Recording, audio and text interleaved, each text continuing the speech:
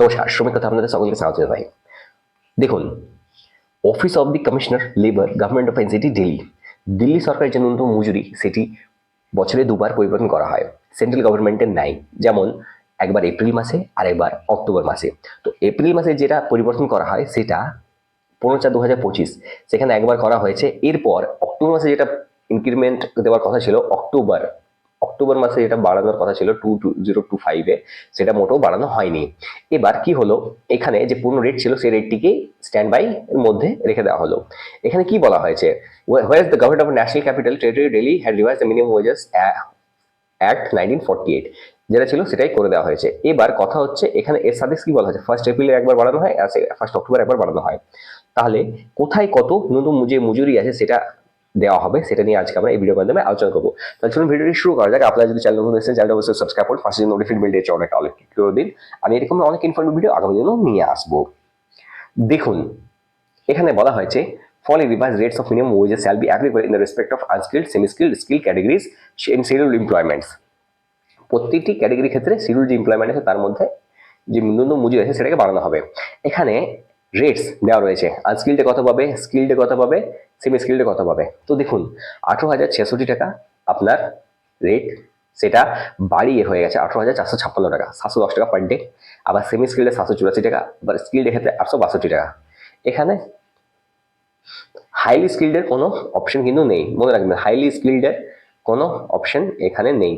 যদি এখানের মধ্যে কেউ আছে হাইলি স্কিল্ড, তাহলে সেটা কিন্তু এখানে ব্যতিক্রম। এবার দেখুন, the following rates of minimum wages shall be applicable in the respect of clerical supervisor staff. দেখুন, যদি কেউ ক্লারিক্যালে কাজ করছেন বা সুপারভাইজারতে কাজ করছেন, তা তাদের জন্য কীরকম রেট হবে। দেখুন, নন ম্যাট্রিকুলেটস, মনে করুন নন ম্যাট্রিকুলেট, হয়তো মাধ্যমিক পাস করেননি কিন্তু উনি ক্লারিক্যাল বা সুপারভাইজারি কাজ করছেন, তাহলে ওনার স্যালারি হবে 784 টাকা পার ডে।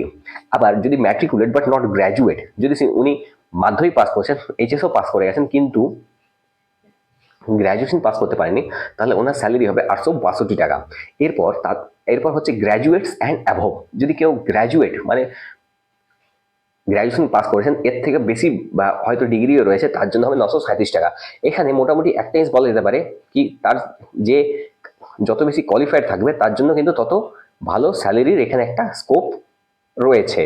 এবার এইখানে এইটার করার কারণ আমি মোটেও জানি না, কি এই ক্ষেত্রে দিল্লি সরকার কিভাবে কোনো ডিগ্রিকে কিভাবে নিয়ে তাদেরকে কাজ করায়। কেননা বার্নপুর, আসানসোল বা আমাদের ওয়েস্ট বেঙ্গলের ক্ষেত্রে, যেমন আমি উদাহরণস্বরূপ বলি, সেল আইএসপিতে এরকম কোনো রকম রুল বা রেগুলেশন নেই যেখানে এরকম নোটিফিকেশনের মাধ্যমে বলা হয় কি যে মাধ্যমিক সে এত পাবে, যে এইচএস সে এত পাবে, বা গ্র্যাজুয়েট থাকলে সে এত পাবে। এরকম কোনো রকম কিন্তু ইনক্রিমেন্ট দেওয়া হয় না।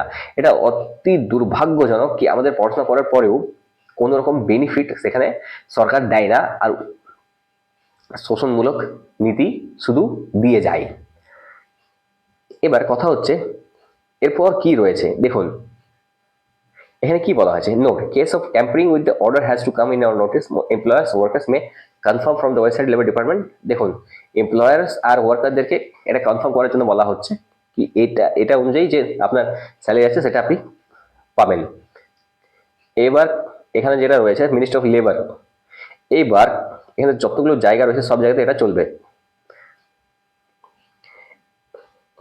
তাহলে আপনারা দেখতে পাচ্ছেন দিল্লি সরকারের যে ন্যূনতম মজুরি আছে সেটা মোটামুটি একটি স্ট্যান্ডার্ড লেভেলে রয়েছে, 18,000-এর উপরেই রয়েছে। কিন্তু পশ্চিমবঙ্গের এত কম কেন, এটাই আমাদের প্রশ্ন হওয়া উচিত।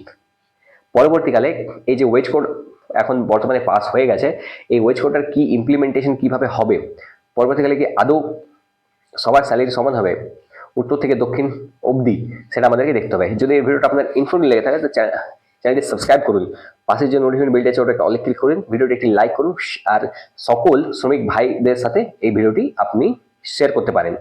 ধন্যবাদ।